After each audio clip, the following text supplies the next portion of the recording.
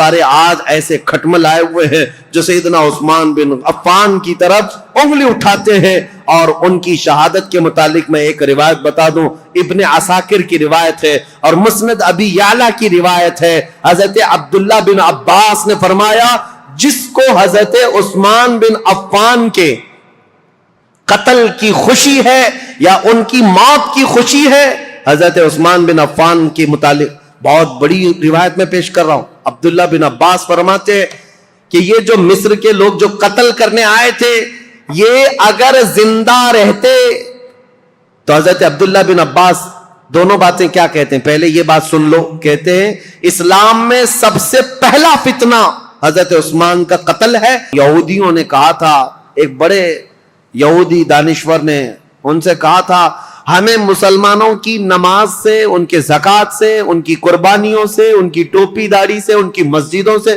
کوئی بھی نفرت نہیں, کوئی مذائقہ نہیں. وہ جتنی نمازیں پڑھنا ہے سب پڑھیں, لیکن ہم چاہتے ہیں مسلمانوں میں دو باتیں کبھی نہ آئیں, ایک دو لفظ کبھی نہ آئیں. یہودی یہ چاہتے ہیں مسلمانوں کی زبان پر دو لفظ کبھی نہ آئے, ایک جہاد کا لفظ نہ آئے, دوسرے خلافت کا لفظ نہ آئے. پوری دنیا سے انہوں نے یہ دو ناموں کو مٹانے کے لیے ایڑی چوٹی کا زور لگایا. یہودی آج سے نہیں, عبداللہ بن سبا کے زمانے سے. عبداللہ بن سبا یہ وہ فتنہ ہے جو خلافت کو ہلانے کے لیے آیا تھا. پوری خلافت کو وہ مدینہ طیبہ کی ترہم برہم کرنا چاہتا تھا, اس کے لیے وہ فیلڈ بنانا شروع کیا. اور آپ کو پتا ہے اسی طرح کا یہودی تھا لارنس آف عربیہ جس کو کہتے ہیں, جس نے خلافت عثمانیہ کو ہمیشہ کے لیے اس دنیا سے ختم کیا ہے. عربوں کو اٹھایا ترکیوں کے خلاف اور پورے عرب میں ایک ایسا فتنہ مچایا. لارنس آف عربیہ جو انگلینڈ کا باشندہ, وہ عربی اتنی اچھی بولتا تھا کہ جو اصل عرب ہے وہ نہیں بول پاتے تھے, اور عربوں میں رہ کر کے ان کے مزاج میں یہ بات ڈالا تھا کہ تم عرب اور ترکی تم پر آ کر حکومت کرتے ہیں. بغاوت ایسی کی تھی کہ ترکیوں کے خلاف عرب کی لڑائی چلی 1920 سے لے کر 1930 تک, اور ترکی عرب کا پورا علاقہ چھوڑ کر چلے گئے. اور اس کے بعد یہ سعودی عرب قائم ہوا ہے. سعودی نام ہی نہیں تھا, عرب شریف ہے, حجاز تھا, نجد تھا, اور اصل عرب یمن کہلایا جاتا تھا. سب ڈیوائیڈ ہو گئے, ترکی چلے گئے. اس ڈیوائیڈیشن میں بھی سب سے بڑا رول یہودیوں کا تھا, اور یہ یہودی فتنہ حضرت عثمان غنی کے زمانے میں شروع ہوا ہے. اسی لیے تاریخ بتانا مجھے بہت ضروری ہے. عبداللہ بن سبا نے کیا کرنا شروع کیا, مصر کے لوگوں میں, کوفہ کے لوگوں میں, بصرہ کے لوگوں میں یہ بات ڈالنی شروع کی کہ خلافت کے زیادہ حقدار تو حضرت علی ہیں, اہل بیت ہیں, رسول اللہ کے گھر والے ہیں. اہل بیت کی محبت کے نام پر وہ ایک ایسا فتنہ لوگوں میں شروع کیا, جبکہ اسے نہ اہل بیت سے محبت تھی نہ صحابہ سے محبت تھی. وہ تو اسلام لایا ہی تھا بظاہر دکھانے کے لیے, اصلی وہ تو یہودی تھا. لیکن اس کو کہتے ہیں سبائی فتنہ. عبداللہ بن سبا ہے تو سبائی فتنہ. اس سبائی فتنے کا اثر تو اس زمانے کے بڑے بڑے مسلمانوں میں ہو گیا تھا, تابعین میں. کچھ صحابہ بھی سوچنے لگ گئے تھے کیا ہو رہا ہے, ایسے حالات پیدا کر دیا. اب سنی حضرت عثمان غنی رضی اللہ تعالیٰ عنہ کے دور کا آخری حصہ تھا. فتوحات اسلامیہ 6 سال تک تو چلتی رہی, لیکن آخری جو 6 سال ہیں وہ فتنوں میں ہی گئے. ایسے فتنے کہ کبھی انقلاب کے نام پر وہاں جماعت کھڑی ہو رہی, کبھی انقلاب کے نام پر یہاں, اور حتیٰ کہ یہ لوگ مطالبہ کرنا بھی شروع کر دیے کہ عثمان بن عفان کو کرسی سے ہٹایا جائے. لیکن مدینے میں جو صحابہ تھے وہ اس کے سخت خلاف تھے, کسی کو آواز اٹھانے نہیں دیتے تھے. مدینے میں جو صحابہ اکابر صحابہ تھے وہ جانتے تھے خلافت کو ہلانے کا مطلب ہے پورے خطہ اسلام کو ہلا دینا.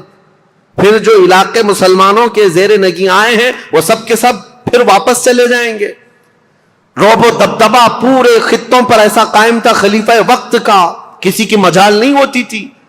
تو خلافت کو ہلانا مطلب اتنے بڑے خطے کو, کہاں نیشاپور, سمرقند, بخارا, قبرص, ترکی اور افریقہ کی سرزمین تک جو خلافت کا دائرہ پھیلا ہے, ایک ہی خلیفہ ہے. اور ایک پلر کو ہلانے کا مطلب سمجھتے ہیں. صحابہ جو مدینے کے تھے وہ اس باریکی کو سمجھتے تھے, لیکن جو نئے آئے ہوئے تھے جوان لوگ تھے یہ جوش میں اڑے جا رہے تھے, اڑے جا رہے تھے. اور اس کے بعد یہ فتنہ ابھرتا ہوا یہاں تک پہنچا کہ مصر میں عبداللہ بن ابی سرح جس کے بارے میں بتا رہا ہوں, یہ حضرت عثمان غنی رضی اللہ تعالیٰ عنہ کا رشتہ دار بھی تھا. اس کے خلاف مصر کے بہت سارے لوگوں نے شکایتیں کی کہ یہ بہت سختی کرتا ہے, ایسا ہے, فلاں ہے, بہت ساری شکایتیں آتی رہیں. حضرت عثمان غنی رضی اللہ تعالیٰ عنہ اس وقت ان شکایتوں کی طرف نظر نہیں فرماتے تھے, یہاں تک کہ ایک بار حضرت محمد بن ابو بکر, اب سنی حضرت عثمان غنی رضی اللہ تعالیٰ عنہ کے دور کا یہ سب سے کڑوا واقعہ ہے, بہت کڑوا واقعہ. لوگ سنتے ہیں کربلا کی شہادت اور کربلا میں ہونے والے حالات, لیکن حضرت عثمان غنی کے آخری دور کا یہ واقعہ بہت ہی دردناک ہے. حضرت محمد بن ابو بکر جو صدیق اکبر کے بیٹے ہیں, یہ اور کئی صحابہ آئے مدینہ طیبہ میں. عبداللہ بن ابی سرح نے کیا کیا تھا, جتنے لوگ حضرت عثمان غنی کے پاس اس کی شکایت لے کر گئے تھے, حضرت عثمان غنی نے ڈانٹ ڈپٹ لگائی تھی ایک خط میں عبداللہ بن ابی سرح کو کہ تو اس طرح سے کر رہا ہے, توبہ کر, باز آ جا, لوگوں کے حقوق پر دست درازی نہ کر. یہ سب جو ڈانٹ لگائی تھی عبداللہ بن ابی سرح نے کیا کیا, جتنے لوگ مدینے گئے تھے سب کا قتل کروا دیا. جو حضرت عثمان غنی کے پاس شکایت لے کر کے گئے تھے, واپس آنے کے بعد ان کا قتل کروا دیا. یہ بڑا معاملہ تھا. اس معاملے کو لے کر صحابہ آئے مسجد نبوی شریف میں. صحابہ کے درمیان یہ باتیں ہونے لگی کہ اس عبداللہ بن ابی سرح کا کیا کیا جائے.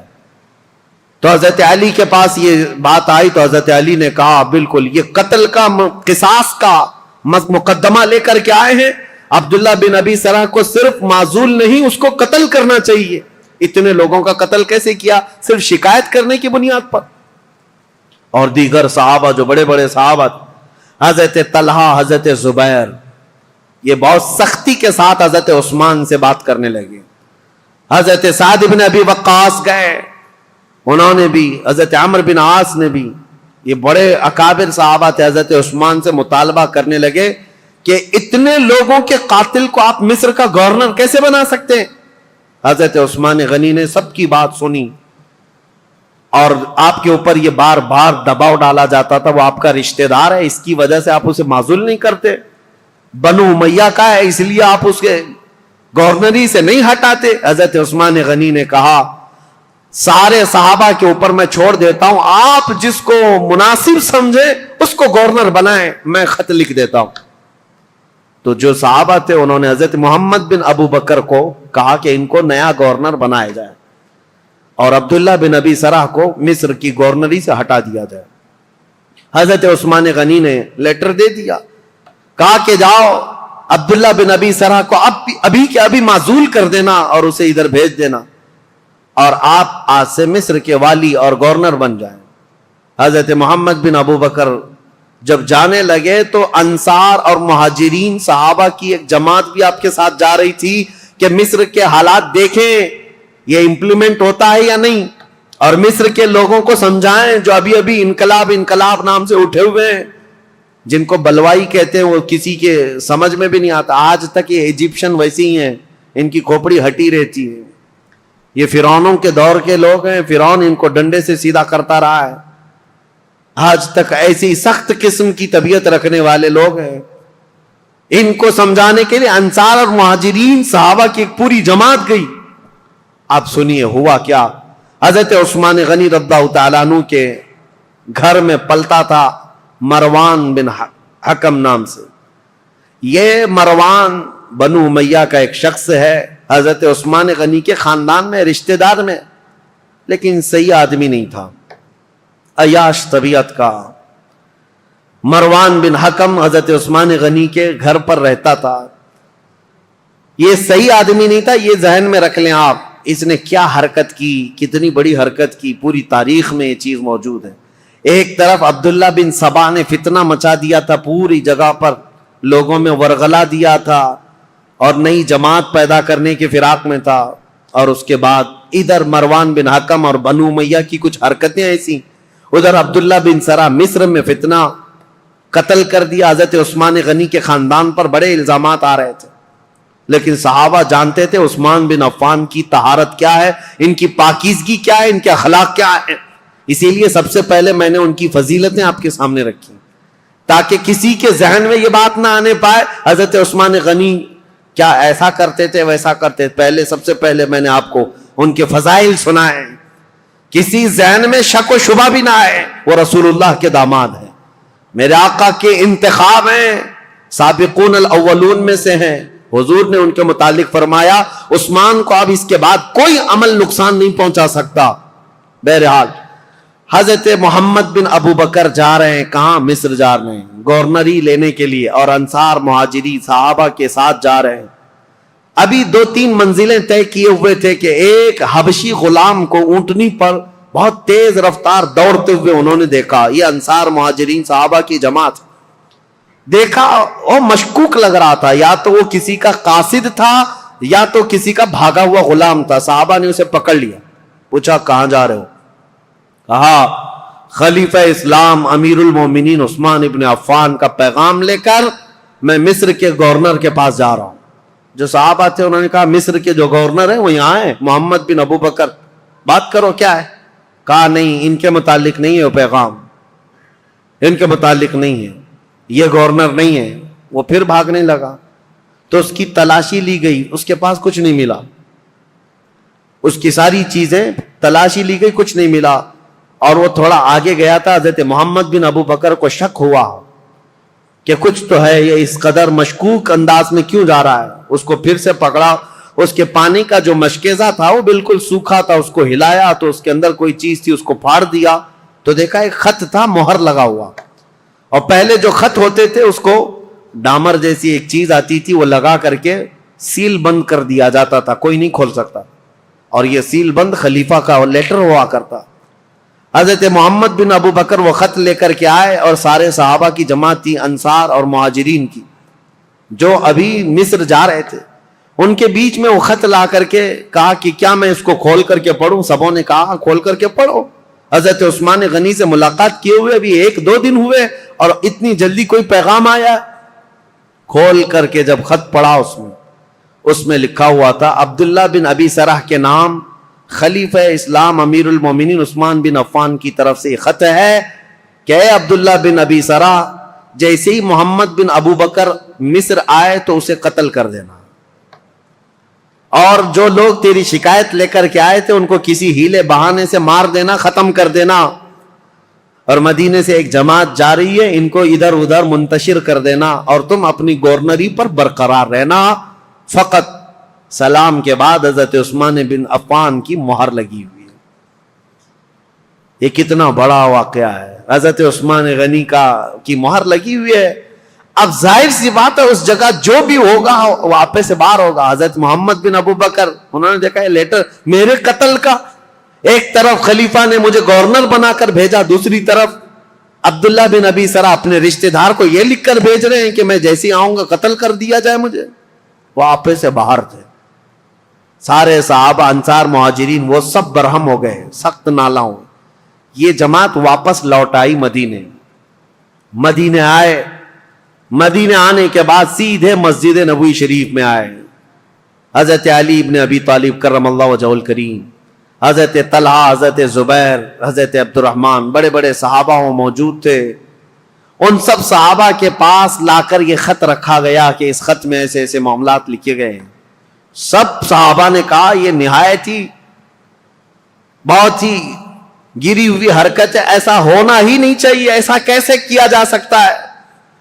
تو پھر حضرت علی رضی اللہ تعالیٰ عنہ نے کہا اس مسئلے کو امیر المومنین سے ہی پوچھا جائے. تو خط لے کر حضرت علی آئے, آپ کے ساتھ 6 صحابہ اور بھی تھے. حضرت عثمان غنی, یہ آپ کو میں بتا رہا ہوں 70 سال کے بعد تو وہ خلافت پر بیٹھے تھے, اور تقریباً آپ کی عمر ابھی 80 سال کے قریب ہو رہی تھی. اس وقت آپ تو مکمل عبادت میں لگے رہتے تھے. حضرت عثمان کے پاس آئے, حضرت علی نے یہ خط دکھایا. وہ غلام کو بھی پکڑ کر کے لائے تھے, وہ اونٹنی بھی ساتھ تھی. حضرت عثمان سے کہا یہ غلام آپ کا ہے؟ حضرت عثمان نے کہا یہ غلام میرا ہے. کہا اونٹنی؟ کہا یہ بھی میری. اس کے بعد مہر دکھائی, کہا یہ آپ کی مہر ہے؟ کہا میری مہر ہے. کہا یہ خط پڑھ کر کے سنا, یہ خط کیا ہے؟ حضرت عثمان غنی نے خط سنا. اس کے بعد کہا اللہ رب العزت کی وحدانیت کی قسم, ان میں سے ایک حرف بھی میرا لکھا ہوا نہیں ہے, میں اس سے بری ہوں.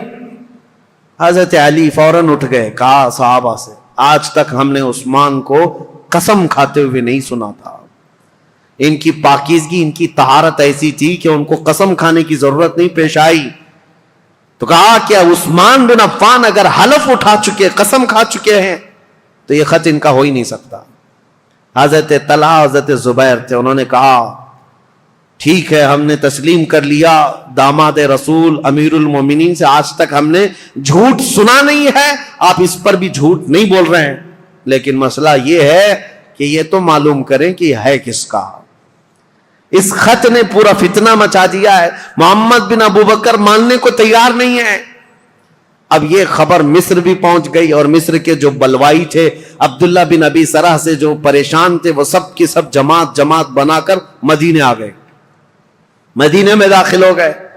حضرت طلحہ اور حضرت زبیر نے جب تحقیقات کی تو پتہ چلا حضرت عثمان کے گھر میں رہنے والا مروان, یہ اس کی حرکت تھی. اس نے حضرت عثمان غنی کی مہر چرائی تھی اور خط چرا کر کے اس پر لکھا اور حضرت عثمان کی مہر لگائی. ان کی اونٹنی لیا, ان کا غلام بھیجا اور اس کو یہ کہہ کر بھیجا امیر المومنین کا حکم ہے مصر کے گورنر لے جاؤ. لیکن بیچ میں پکڑا گیا اور راز فاش ہو گیا. جیسے ہی پتا چلا مروان چھپ گیا. اب مسئلہ یہ تھا کہ حضرت طلحہ حضرت زبیر اور بڑے صحابہ نے کہا عثمان ابن عفان سے, کہا اس نے اتنی بڑی حرکت کی ہے لہذا مروان کو آپ ہمارے حوالے کر دیں. حضرت عثمان رشتہ داروں کے لیے بڑے نرم بھی تھے. آپ کو پتا تھا اگر مروان کو ان کے حوالے کیا جائے تو قتل ہو جائے گا, مار دیا جائے گا. حضرت عثمان غنی نے مروان کو ان کے حوالے نہیں کیا. بس یہی بات تھی جو بہت بڑا فتنہ لاحق ہو گیا. حضرت علی کرم اللہ وجہہ الکریم نے بھی سارے صحابہ سے کہا حضرت عثمان غنی اگر مروان کو آپ کے حوالے نہیں کرنا چاہتے تو سب کے سب چلے جائیں, اس لیے کہ سزا دینے کا حق خلیفہ وقت کو ہے. عثمان ابن عفان سزا دیں گے. حضرت علی اس میں حق بجانب تھے, لیکن حضرت علی کرم اللہ وجہہ الکریم نے بھی حضرت عثمان غنی سے کہا تھا کہ اس مسئلے کو جتنی جلدی آپ فرو کریں گے, ٹھنڈا کریں گے, اتنی جلدی ہم سب کے لیے امان ہے, ورنہ فتنہ بہت بڑھ چکا ہے. اب حضرت عثمان غنی رضی اللہ تعالیٰ عنہ سے جب صحابہ نکل گئے تو یہ مصر کے جتنے بلوائی تھے یہ سب کے سب حضرت عثمان غنی کے گھر کے اطراف محاصرہ کر لیے. اور حضرت عثمان غنی کے گھر کے اطراف کیوں کھڑے تھے صحابہ پوچھتے تو یہ کہتے مروان ان کے گھر میں چھپا ہوا ہے, جب بھی نکلے گا ہم اسے ماریں گے, ہم خلیفہ وقت کے خلاف نہیں ہیں, مروان کو ہمارے حوالے کرے. حالانکہ مروان کب کے ان کے گھر سے بھاگ کر ملک شام جا چکا تھا, حضرت عثمان کے گھر میں تھا بھی نہیں, لیکن یہ بلوائی اسی انتظار میں کہ مروان گھر کے اندر ہے محاصرہ کر کے رکھا. کتنے دن, 40 دن تک چلا تھا یہ محاصرہ, اور حضرت عثمان غنی پر ایک دانہ پانی بھی اندر جانے نہیں دیتے تھے. سیدہ ام المومنین حضرت حفصہ حضور کی زوجہ ہے, وہ پانی کا مشکیزہ لے کر حضرت عثمان غنی کے پاس جا رہی تھیں پانی پلانے کے لیے. ان کے خچر پر جو مشکیزہ رکھا تھا ان بلوائیوں نے تیر مار مار کر کے مشکیزہ پھوڑ دیا اور پورا پانی بہا دیا. ام المومنین کو تک حضرت عثمان کے گھر جانے نہیں دیا, حضرت عائشہ صدیقہ کو تک جانے نہیں دیا. یہ نئے آئے ہوئے لوگ تھے اسلام میں سب, یہ بلوائی. ایک دن حضرت عثمان غنی چھت پر کھڑے ہوئے اور پوچھا لوگوں سے, کیا ہے لوگوں, کیا تم میں علی بن ابی طالب ہیں؟ لوگوں نے کہا نہیں ہے. کہا تم میں سعد بن ابی وقاص ہے؟ لوگوں نے کہا نہیں ہے. کہا طلحہ یا زبیر ہیں؟ کہا نہیں ہے. حضرت عثمان نے چھت سے پکار کر کہا کیا میری بات علی بن ابی طالب تک کوئی پہنچا سکتا ہے؟ کہا کہ کیا بات ہے؟ کہا علی بن ابی طالب سے یہ کہہ دو کہ عثمان بن عفان پچھلے 4-5 دن سے پانی کا ایک گھونٹ بھی نہیں پیا ہے. خبر ملی مولا علی کرم اللہ وجہہ الکریم کو.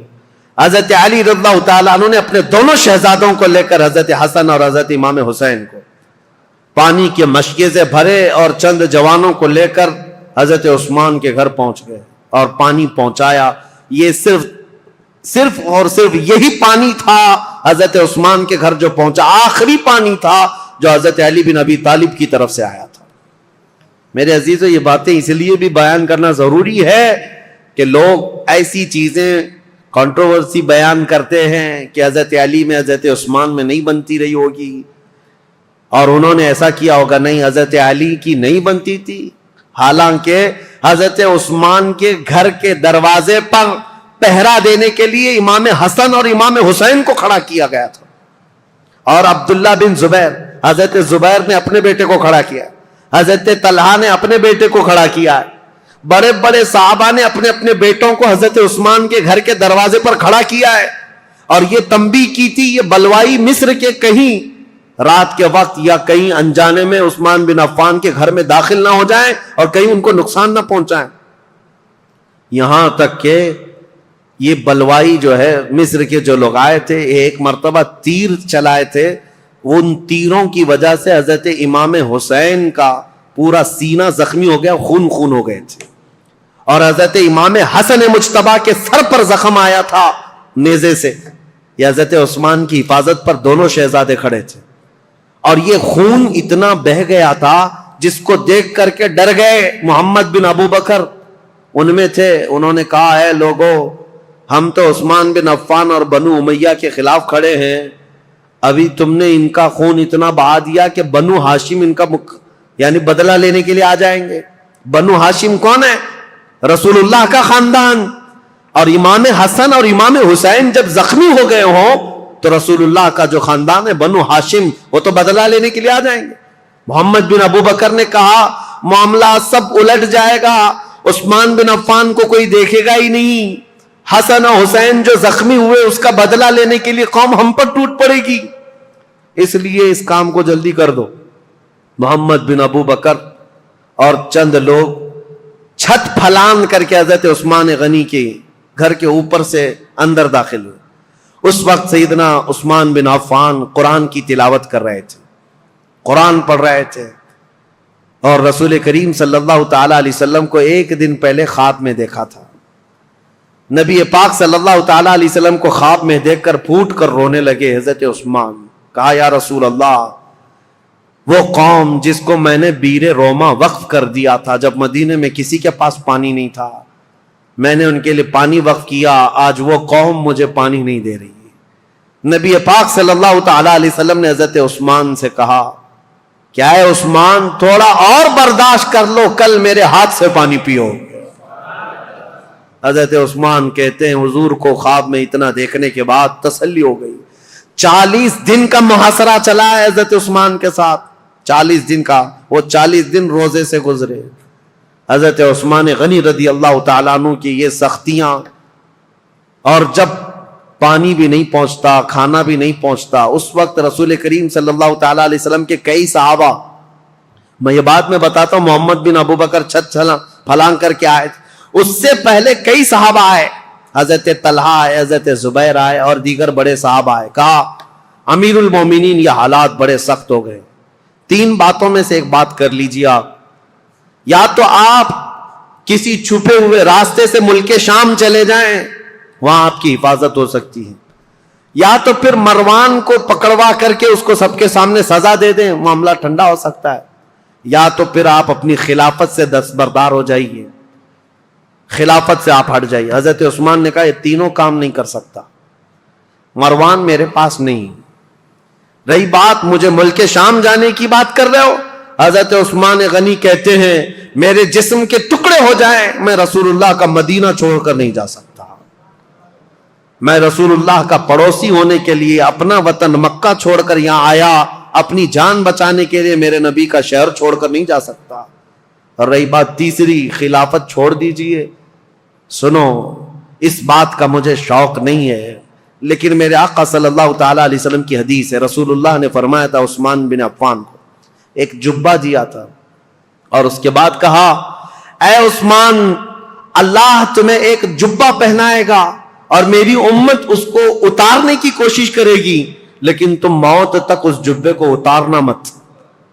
حضرت عثمان نے کہا اس جبے سے مراد رسول اللہ نے جو فرمایا تھا وہ خلافت کا جبہ تھا جو اللہ نے مجھے پہنایا، اور میں نے اپنی زندگی میں رسول صادق صلی اللہ علیہ وسلم کی بات سچ ہوتے دیکھا۔ قوم مجھ سے وہ جبہ اتارنے کی کوشش کر رہی ہے اور میں ابھی تک برقرار ہوں تو صرف رسول اللہ کے فرمان کی وجہ سے، میرے آقا نے فرمایا ہے۔ تو صحابہ نے جب یہ تین باتیں رکھی، حضرت عثمان نے تینوں کا جواب دیا تو سب صحابہ چلے گئے۔ اب وہ 40واں دن تھا جب حضرت عثمان قرآن کی تلاوت کر رہے تھے۔ حضرت حسن، حضرت امام حسین، حضرت عبداللہ بن زبیر، حضرت طلحہ کے بیٹے، یہ سب دروازوں پر کھڑے تھے، لیکن چھت سے یہ لوگ داخل ہو گئے۔ جیسے ہی آئے، محمد بن ابو بکر کون ہے؟ حضرت ابو بکر صدیق کے بیٹے۔ ان کے قتل کا فرمان گیا تھا نا، تو ظاہر سی بات ہے ان کو غصہ تھا۔ حضرت عثمان کے خط میں کس کے قتل کا تھا؟ ان کے قتل کا مسئلہ لکھا ہوا تھا۔ عبداللہ بن ابی سرح کو جو خط لکھا گیا تھا مروان نے، وہ محمد بن ابو بکر کے قتل کا تھا۔ تو محمد بن ابو بکر داخل ہوئے اور آتے ہی حضرت عثمان غنی کی داڑھی پکڑ لی، کہا عثمان بن عفان سے، امیر المومنین آپ ایسا کیسے کر سکتے ہیں؟ میرے ساتھ ایسا کیسے کر سکتے ہیں آپ؟ ایک طرف مجھے گورنر بنا کر بھیج رہے تھے اور دوسری طرف اس کو میرے قتل کا لیٹر بھیج رہے تھے۔ حضرت عثمان نے نہیں کچھ نہیں کہا اے محمد اگر تیرے باپ یہ حرکت کرتے ہوئے دیکھتے تو زندہ نہیں بچتا۔ وہ ڈر گئے محمد بن ابو بکر، کیونکہ حضرت ابو بکر صدیق اگر دیکھ لیتے اس بات کو۔ حضرت عثمان نے صرف اتنا جملہ کہا اگر تیرے باپ ہوتے تو میری داڑھی تک تیرا ہاتھ نہیں آ سکتا تھا۔ تو حضرت محمد بن ابو بکر ان کے ہاتھ پر کانپنے لگ گئے، پیچھے ہو گئے، اور اس کے بعد دروازے پر جا کر زور زور سے توبہ کرنے لگے، مجھ سے کیا ہو گیا، اور گھر سے باہر نکل کر کے آئے۔ لیکن حضرت محمد بن ابو بکر کے ساتھ جو مصر کے دو بلوائی آئے تھے، انہوں نے اپنے نیزے سے حضرت عثمان کے سینے پر مار کر کے ان کو شہید کیا۔ انا للہ و انا الیہ راجعون۔ سیدنا عثمان بن عفان رضی اللہ تعالیٰ عنہ کو جس وقت شہید کیا گیا، آپ کا خون نکل کر کے قرآن کے ورقوں پر پڑا تھا، اور جس آیت پر پڑا تھا وہ یہ تھی فَسَيَكْفِيكَهُمُ اللَّهُ، اللہ ان لوگوں کے لیے کافی ہو جائے گا، اللہ ان کے لیے کافی ہو جائے گا۔ صبغۃ اللہ ومن احسن من اللہ صبغہ، اللہ کا رنگ سب سے بھاری رنگ ہے، اس سے بہتر رنگ کس کا ہے؟ اس آیت پر وہ خون کے قطرے پڑے تھے۔ وہ قرآن پاک آج بھی ترکی میں موجود ہے، حضرت عثمان غنی کا تلاوت کرنے والا جو قرآن تھا۔ میرے عزیزو، یہاں شہادت عثمان بن عفان ہو گئی۔ اتنا قتل ہوتے ہی آپ کی جو بیوی اس وقت موجود تھی نائلہ، یہ چھت پر کھڑی ہو گئی اور چیخ کر کے لوگوں کو خبر دینے لگی امیر المومنین قتل ہو گئے، امیر المومنین قتل ہو گئے۔ آواز سن کر کے صحابہ تیزی سے دوڑنے لگ گئے مسجد نبوی کے آس پاس، سب صحابہ جمع ہونے لگے۔ حضرت علی کرم اللہ وجہہ الکریم کی بات پھر میں بتاؤں، حضرت علی باہر کہیں گئے ہوئے تھے، آپ کو خبر دی گئی تو سر پٹ دوڑاتے ہوئے گھوڑے کو اس طرح سے مدینے آئے تھے، اور آتے ساتھ سب سے پہلے حضرت علی کرم اللہ وجہہ الکریم نے حضرت عثمان کو قتل ہوتے ہوئے دیکھا تھا، مقتول پڑے ہوئے تھے، تو آتے ساتھ سب سے پہلے حضرت امام حسن کو ایک تماچا لگایا، امام حسین کے سینے میں گھونسا مارا اور کہا کیا میں تم دونوں کو عثمان بن عفان کی حفاظت کے لیے نہیں کھڑا کیا تھا؟ دونوں شہزادے رو پڑے اور کہا بابا جان ہم نے ان کی حفاظت میں کوئی کمی نہیں کی، یہ بلوائیوں نے چھت کو پھاڑ کر کے حضرت عثمان کے گھر میں داخلہ لیا ہے اور ہمیں اس بات کی خبر نہیں تھی، اگر انہیں ہمارے درمیان سے جانا ہوتا تو ہم کسی کو زندہ نہ چھوڑتے۔ حضرت علی کرم اللہ وجہہ الکریم سے دوسرے صحابہ نے کہا آپ اپنے شہزادوں کا مواخذہ نہ کریں، اس لیے کہ یہ سارے اپنی حفاظت کے کام مکمل کما حق ادا کرتے رہے۔ اس کے بعد حضرت محمد بن ابو بکر کو طلب کیا حضرت علی نے، حضرت علی جلال میں تھے، پوچھا محمد بن ابو بکر کہاں ہے، بلایا اور ان کو پکڑ کر کے لائے اور کہا کیسے تم داخل ہوئے؟ کہا یہ میری غلطی تھی، چھت کے اوپر سے میں داخل ہوا۔ کہا تم قاتل ہو عثمان بن عفان کے؟ کہا اللہ کی قسم میں عثمان بن عفان کا قاتل نہیں ہوں، میں بالکل انہیں قتل نہیں کیا۔ جیسے ہی میرے ہاتھ ان کی داڑھی تک گیا انہوں نے میرے باپ کا نام یاد کیا اور مجھے غیرت ایسی آئی کہ میں کھڑا نہ ہو سکا اور ان کے دروازے پر کھڑے ہو کر کے میں نے سچی توبہ کی ہے۔ حضرت علی کرم اللہ وجہہ الکریم نے ان کی باتیں سنی، اتنے پر کافی نہیں، ان کا ہاتھ پکڑ کر گھر میں لے گئے اور امیر المومنین عثمان بن عفان کی جو اہلیہ تھی ان کو طلب کیا، جو زوجہ تھی وہ گھر میں اندر تھی، بلایا اور کہا کیا عثمان بن عفان کے قاتل یہ ہیں؟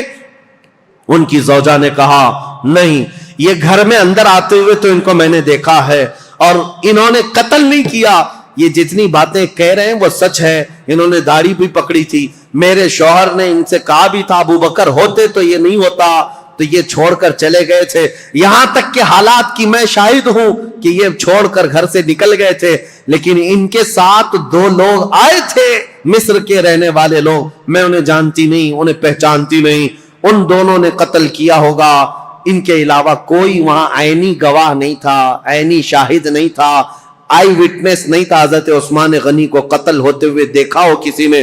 حضرت علی کرم اللہ وجہہ الکریم باہر آئے، یہ اسلام میں پیدا ہونے والا سب سے پہلا فتنہ تھا۔ حضرت سعد بن ابی وقاص نے کہا اسلام کا دروازہ فتنوں کے لیے کھول دیا گیا ہے، عثمان بن عفان کے قتل کے ساتھ اب یہ دروازہ قیامت تک نہیں بند ہو سکتا۔ فتنوں کا دور جو شروع ہوا ان کے قتل کے ساتھ آج تک چل رہا ہے۔ اور میں نے عبداللہ بن سبا کا جو نام لیا تھا وہ اس لیے کہ اس نے مولا علی کرم اللہ وجہہ الکریم کی حمایت میں ایک جماعت پیدا کی اور لوگوں کو اکسایا، ورغلایا، اور ایک ایسی جماعت پیدا کی جن کو رافضی کہتے ہیں، غلو کرتے ہیں، وہ صحابہ کو گالیاں دینے لگے، عثمان بن عفان کو گالیاں دینے لگے اور حضرت علی، حضرت حسنین کریمین کی شان میں غلو کرنے لگ گئے اور گڑ گڑ کر کے نئی نئی حدیثیں بنانے لگ گئے۔ یہ فرقہ جو پیدا ہوا اسلام میں یہ عبداللہ بن سبا کا ڈالا ہوا بیج تھا، اور آج بھی اہل تشیع جو شیعہ حضرات وہ عبداللہ بن سبا کو برا بلا نہیں کہتے، بلکہ اس کا تو بہت بڑا مزار بنایا ہوا، وہ 3 شخص کا بہت بڑا مزار بنایا اور اس کا احترام کرتے ہیں، اس کو برا بلا کہنے بھی نہیں دیتے۔ لیکن تاریخ کی سچائیاں یہ ہیں، اسلام میں سب سے پہلے یہ فتنہ لانے والا، مسلمانوں کو بھڑکانے والا، خلیفہ وقت کے خلاف اکسانے والا عبداللہ بن سبا تھا، اور اس کے فتنے کا اثر یہاں تک پہنچا کہ حضرت عثمان بن عفان کا قتل ہو گیا، حضرت عثمان شہید ہو گئے۔ اللہ اکبر، 12 سالہ یہ خلافت کا دور ختم ہوتے ہی اسلام کی ان سرحدوں میں اور ان زمینوں میں ایسا اندھیرا چھا گیا، ایسا اندھیرا چھا گیا کہ اس کے بعد پھر یہ خلافت کا دور جو آگے بڑھا، زیادہ دن تک نہیں، مولا علی کرم اللہ وجہہ الکریم کا دور آیا اور اس کے بعد خلافت راشدہ ختم ہو گئی۔ میرے آقا صلی اللہ تعالیٰ علیہ وسلم کی حدیث ہے الخلافت بعدی 30 ثم الملوک، میرے بعد 30 سال خلافت چلے گی، اس کے بعد بادشاہ آئیں گے۔ اور اگر آپ کاؤنٹ کریں گے تو یہ چاروں خلفائے راشدین جو ہے ان کی مدت اور ان کا زمانہ ٹوٹل 30 سال کا ہوتا ہے وہ رسول اللہ کے فرمان کے مطابق۔ لیکن ان چاروں خلفاء میں سب سے لمبا زمانہ اگر کسی کو ملا ہے تو عثمان بن عفان کو ملا ہے۔ حضرت عثمان غنی رضی اللہ تعالیٰ عنہ کی عمر مبارک ان کے انتقال کے وقت بعض روایتوں میں 82 ہے، بعض میں 80 ہے، بعض میں 79 ہے، بہرحال، اور ایک روایت تو 90 سال کی ملتی ہے کہ آپ کے انتقال کے وقت آپ کی عمر 90 سال کے قریب تھی۔ لمبی عمر بھی پائی اور خلافت کا دور بھی لمبا چلا۔ رسول پاک صلی اللہ تعالیٰ علیہ وسلم نے ان کو اپنی ایک انگوٹھی دی تھی اور کہا تھا کہ اس کو سنبھالے رکھنا، اور اس انگوٹھی کی آپ بہت حفاظت کرتے تھے، اور حضور نے فرمایا تھا جس دن تم سے یہ انگوٹھی ضائع ہو جائے گی فتنوں کا دروازہ ایسے کھلے گا کہ قیامت تک کوئی اس کو بند نہیں کر سکے گا۔ حضرت عثمان غنی کی خلافت کے 6 سال ہوئے تھے۔ مسجد قباء جہاں ہے آج، وہاں ایک کنواں تھا، حضور صلی اللہ علیہ وسلم اکثر وہاں جب تشریف لے جایا کرتے اپنے پیر اس کنویں میں چھوڑ کر بیٹھتے تھے عصر کے بعد، اور صدیق اکبر حضرت عمر کے زمانے میں بھی یہ سنت چلی آ رہی تھی۔ حضرت عثمان کو بھی یہ پسند تھا حضور کی اداؤں کا، جب آپ کا دور تھا وہ بھی اس کنویں کے پاس جاتے تھے اور اس میں پیر لٹکائے بیٹھتے تھے۔ ایک بار اس کنویں کے پاس بیٹھے تھے ہاتھ میں کچھ حرکت کیا، انگوٹھی نکل کر کے اس کنویں میں گر گئی. آپ کی خلافت کے 6 سال ہوئے تھے، اسی وقت یہ واقعہ پیش آیا. اس انگوٹھی کو تلاش کرنے کے لیے پورے کنویں کا پانی خالی کروا دیا، ریت بھی چھنوا دیا، لیکن اس انگوٹھی کو نہ ملنا تھا، نہ ملی. حضرت عثمان نے کہا یہ میرے آقا صلی اللہ علیہ وسلم کی بشارت تھی. اس کے بعد جو فتنے اٹھے، ایسے اٹھے تھے کہ ایک جہجہ غفاری نام کا شخص حضرت عثمان غنی منبر پر کھڑے تھے، مسجد نبوی کے خطبہ دے رہے تھے، اور ان کا عصا تھا ہاتھ میں. وہ جہجہ غفاری بیچ خطبے کے دوران کھڑا ہوا، حضرت عثمان غنی کو برا بھلا کہتے ہوئے ان کے ہاتھ سے لکڑی چھین لیا اور گھٹنے پر رکھ کر کے ان کے عصا کو توڑ دیا تھا. سامنے اس طرح کی حرکت کرنے کی کسی کی مجال نہیں تھی، لیکن حضرت عثمان غنی کی نرم مزاجی کا لوگوں نے فائدہ اٹھایا. حضرت عثمان غنی نے کچھ نہیں کہا، منبر سے اتر آئے، کہا اللہ میرے معاملے کے لیے کافی ہے. صحابہ کہتے ہیں وہ جہجہ غفاری لکڑی توڑ کر کے باہر نکلا نہیں تھا کہ اس کے گھٹنے میں سڑن پیدا ہوئی. ایسی سڑن پیدا ہوئی کہ اس کے گھٹنے میں کیڑے پڑ گئے تھے، ہمیشہ پیپ بہتا تھا، اور اسی گھٹنے کے اس سڑن کی بیماری میں ہی اس کی موت ہو گئی. اور پھر یہ بھی روایت موجود ہے جتنے بلوائی آئے تھے حضرت عثمان غنی کے قتل کے لیے، وہ سب کے سب وہاں سے قتل کر کے جانے کے بعد جب یہ معاملہ ختم ہوا، حضرت عثمان غنی کی تدفین ہو گئی. جا رہے تھے، جاتے ہی راستے میں اکثر کے دماغ پورے پاگل ہو گئے، دیوانے ہو گئے، اور اسی پاگل پن میں وہ اپنے سروں کو ٹکراتے ہوئے مر گئے. ان میں سے ایک شخص بھی بچا نہیں جو مصر پہنچا ہو. حضرت عثمان غنی رضی اللہ تعالیٰ عنہ کی کرامات بھی بہت ساری ہیں، بہت ساری ہیں.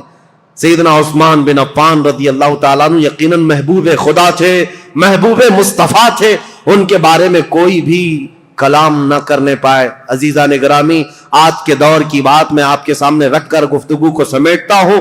بہت سارے آج ایسے کھٹمل آئے ہوئے ہیں جو سیدنا عثمان بن عفان کی طرف انگلی اٹھاتے ہیں، اور ان کی شہادت کے متعلق میں ایک روایت بتا دوں. ابن عساکر کی روایت ہے اور مسند ابی یعلا کی روایت ہے. حضرت عبداللہ بن عباس نے فرمایا جس کو حضرت عثمان بن عفان کے قتل کی خوشی ہے یا ان کی موت کی خوشی ہے، حضرت عثمان بن عفان کے متعلق بہت بڑی روایت میں پیش کر رہا ہوں. عبداللہ بن عباس فرماتے ہیں کہ یہ جو مصر کے لوگ جو قتل کرنے آئے تھے، یہ اگر زندہ رہتے تو حضرت عبداللہ بن عباس دونوں باتیں کیا کہتے ہیں، پہلے یہ بات سن لو. کہتے ہیں اسلام میں سب سے پہلا فتنہ حضرت عثمان کا قتل ہے، اور سب سے آخری فتنہ دجال کا ظاہر ہونا ہے. دونوں فتنوں کو آپ نے برابر کہا ہے تو کتنا بڑا ہوگا عبداللہ بن عباس. اور کہتے ہیں جتنے قتل کرنے کے لیے آئے تھے یہ سب کے سب وہ لوگ ہیں جو آخری فتنہ جو اسلام میں آنے والا ہے دجال کا، یا اس دجال کے پیروکار لوگ ہیں.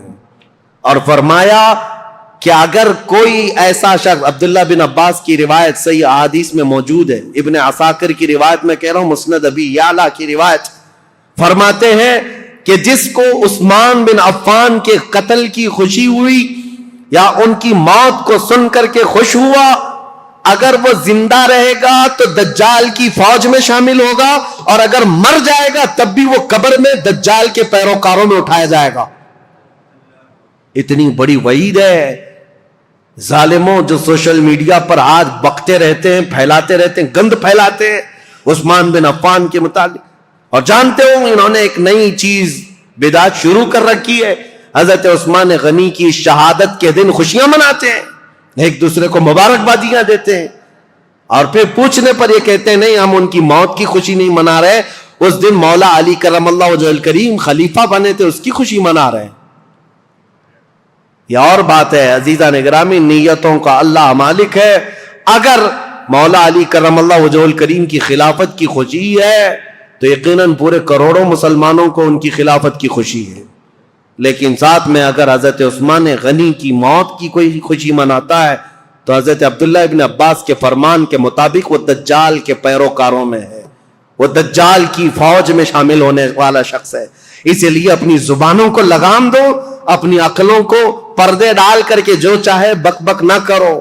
آج یہ محرم کے دور میں یہ بہت ساری چیزیں آئیں گی، سوشل میڈیا میں ابھی بہت سارے گند پھیلانے لگ جائیں گے یہ تینوں خلفاء کے بارے میں، اور کبھی حضرت امیر معاویہ کے بارے میں، انہوں نے ایسا کیا، انہوں نے ایسا کیا، اور یہ اپنی عاقبت برباد کر رہے ہیں، اپنی آخرت خراب کر رہے ہیں۔ اس لیے رسول اللہ کے صحابہ کے متعلق میرے عزیزوں، مجھے اتنا بیان کرنے کے لیے جتنا میں نے بیان کیا آج، یہ بہت ہی احتیاط والی چیز تھی۔ اگر اس میں میری زبان کہیں پر پھسلی ہو، لاکھ مرتبہ میں توبہ کرتا ہوں اللہ کی بارگاہ میں، مولا مجھے معاف کر دے۔ میں استغفار کرتا ہوں، مولا مجھے معاف کر دے کہ حضور صلی اللہ تعالی علیہ وسلم کے صحابہ کی تاریخ بتا رہا ہوں، یہ آسان کام نہیں تھا۔ حضرت عثمان کا دور بتانے میں دیگر صحابہ کے بھی معاملات ہیں۔ حضرت ابو ذر غفاری کو انہوں نے معزول کیا، حضرت عمرو بن عاص کو معزول کیا، عبداللہ ابن مسعود کو معزول کیا، بڑے بڑے صحابہ ہیں۔ ایک طرف عثمان بن عفان ہے، ایک طرف مولا علی کرم اللہ وجہ الکریم ہے، یہ سب صحابہ۔ حضرت طلحہ اور زبیر نے حضرت عثمان کے ساتھ جا کر سختی سے کیسے پوچھا تھا کہ یہ خط کس کا ہے، یہ سارے معاملات۔ لیکن اے سنیو، اس مجمع میں، اس پوری تقریر میں میں نے تو بھرپور یہ کوشش کی ہے کسی بھی صحابی کے مقام میں ذرا بھی فرق آنے نہ پائے۔ کیا آپ کو یہ محسوس ہوتا ہے کہ میں نے کسی کو ٹرول کیا ہے، کسی صحابی کے درجے کو گھٹا کر؟ جہاں جس کے مقامات ہیں ہم نے تعظیماً عرض کرنے کی کوشش کی، اس کے باوجود بھی اگر زبان کہیں پھسلی ہے، میں لاکھ مرتبہ توبہ کرتا ہوں مولا کی بارگاہ میں۔ کسی بھی صحابی رسول کے متعلق مولا ہماری زبان کھلنے سے پہلے ہمیں موت عطا فرما۔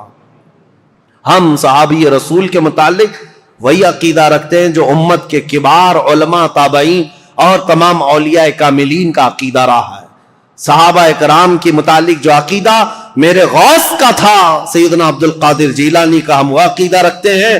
انہوں نے یہ فرمایا تھا، صحابی کے درجے کی بات کرتے ہو، وہ صحابہ رسول اللہ کے جو جہاد میں گھوڑوں پر بیٹھ کر جاتے تھے، ان گھوڑوں کے ٹاپ کے نیچے سے جو دھول اڑتی تھی، غوث کا مقام وہاں تک بھی نہیں پہنچ سکتا۔ ہم ان صحابہ کے متعلق اس طرح ادب کی بات کرتے ہیں، لہذا سیدنا عثمان بن عفان کی بات آئے، کسی کی بھی بات ہے، ادب کا پہلو ہمیشہ ملحوظ رکھو، اس لیے کہ کچھ تحقیق کرنے والے بھی اب کیڑے آئے ہوئے ہیں، ریسرچ اسکالر نئے نئے، اور وہ اپنے آپ کو یہ کہتے ہیں ہم انجینئرنگ کرتے ہیں، ڈاکٹرائن کرتے ہیں، اور ان کو ایسا لگتا ہے کہ یہ فیصل بن کر کے بیٹھے ہوئے ہیں۔ کاش یہ حضرت عمر کے زمانے میں ہوتے تو ایک ہی کوڑے میں مر جاتے۔ صحابہ اکرام کے بارے میں فیصلہ لینے کی تمہاری اوقات کیا ہے؟ تمہارا علم کتنا ہے؟ ارے تمہارا کوئی ڈھنگ کا استاد نہیں، گوگل سے پڑھے ہوئے لوگ، ان کا سارا کل ملا کر کے گوگل استاد ہے، اور سب دنیا جانتی ہے گوگل میپ کہاں کہاں لے جا کے چھوڑتا ہے، ویسے ان کو بھی گوگل چھوڑ دیتا ہے۔ اکثر جگہ گاڑی ایسی جگہ پھنستی ہے جہاں پیچھے بھی نہیں آ سکتے، آگے بھی نہیں آ سکتے۔ میں نے دیکھا ہے میرے عزیزو، اسی لیے سینہ بسینہ جو علم چلا ہے، اس علم میں برکت ہے۔ آج نوجوانوں کی ایک بڑی تعداد، انجینئروں کو، ڈاکٹروں کو، جو نئے نئے دین میں نئے نئے شوشے چھوڑ رہے ہیں، ان کو فالو کرتی ہے اور کہتی ہے یہ تحقیقی بات کر رہے ہیں، فلی ریفرنس کے ساتھ بات کر رہے ہیں۔ ابھی آپ سرچ کریں، میرے ساتھ ایک معاملہ پیش آیا تھا، ایک صاحب آئے، بحث کرنے کے لیے آئے تھے، میں کمرے میں بیٹھا ہوا تھا، میرے سامنے بڑی کتابیں بھی رکھی ہوئی تھی، وہ آئے، کہا کہ کچھ میں آپ سے سوالات کرتا ہوں۔ وہ اوٹ پٹانگ سوالات کر رہے تھے۔ میں نے کہا کہ ٹھیک ہے، جواب تو میں آپ کو دوں گا، آپ کو کس سے جواب دوں؟ یہ جو کتاب رکھی ہے بخاری شریف، اگر اس سے میں جواب دوں تو مانیں گے آپ؟ انہوں نے کہا بالکل مانوں گا، میں بالکل مانوں گا، اس پر ایمان ہے۔ میں نے کہا یہی تو جہالت ہے، یہ کتاب بہار شریعت تھی، وہاں رکھی ہوئی کتاب بہار شریعت اردو کی کتاب ہے۔ میں نے کہا یہ بخاری شریف سے اگر میں بتاؤں، اس شخص کو یہ تک نہیں معلوم بہار شریعت ہے کہ بخاری شریف ہے، ہروٹ پٹانگ سوالات کرنے آ گئے، گوگل سے لے کر کے آ گئے۔ عزیزان گرامی وقار، مجھے یہ باتیں اس لیے عرض کرنی پڑ رہی ہے کہ اسی طرح اگر ہماری نسل ان کو فالو کرتی رہ گئی تو پھر یہ نہ جانے کس خطے میں ڈال کر تمہیں چلے جائیں گے، پتہ بھی نہیں۔ نئی جماعتیں پیدا ہو جائیں گی، نئے فرقے پیدا ہوں گے۔ کل کو دیکھنا، یہ سوشل میڈیا کے فالوور جتنے بھی نوجوان ہیں، یہ کل کو صحابہ کو گالیاں دینے والے لوگ ہو جائیں گے۔ میرے آقا صلی اللہ تعالیٰ علیہ وسلم نے فرمایا قیامت کی بڑی نشانیوں میں ایک نشانی حضور نے فرمایا میری امت میں اخیر زمانہ ایک ایسا آئے گا جن میں چھوٹے لوگ میری امت کے بڑے لوگوں کو گالیاں دیا کریں گے. یہ وہ زمانہ ہے. اکابرین کے بارے میں پوچھتے ہیں انہوں نے ایسا کیسے کیا, انہوں نے ایسا کیسے کیا. آج میں یہ بات اس لیے عرض کر رہا ہوں, مجھے 1 گھنٹہ بیان کرنے میں پتہ نہیں کتنے پسینے چھوٹ رہے ہیں. اس لیے نہیں کہ گرمی ہے, ڈر کے مارے کہ اتنے صحابہ کا میں نے نام لیا ہے کہیں کسی کی بے ادبی نہ ہونے پائے, کیونکہ معاملات ان کے درمیان ہوئے ہیں. لیکن تاریخ بتانے کے وقت اگر کسی کو مرتبے سے گرا دیا کہ ان کی یہ حرکت تھی اس کی وجہ سے گرایا, نہیں. عزیزان گرامی وقار, ہمارا یہ منہ ہی نہیں ہے, ہمارا یہ مقام ہی نہیں ہے. صحابہ کرام رضوان اللہ تعالی علیہ مجمعین کے متعلق سوال کرنا بہت دور کی بات ہے. انہوں نے رسول اللہ کو جو 1 مرتبہ اپنی آنکھوں سے دیکھا ہے, پوری کائنات خرچ کر دو اس مقام تک کوئی نہیں پہنچ سکتا. بس یہ شرف صحابیت جو انہیں حاصل ہے. اور پھر حضرت عثمان غنی کا مقام, اللہ اکبر, مقام تو وہ ہے کہ جس کے متعلق خود رسول اللہ صلی اللہ علیہ وسلم نے فرمایا اللہ کے فرشتے بھی عثمان سے حیا کرتے ہیں.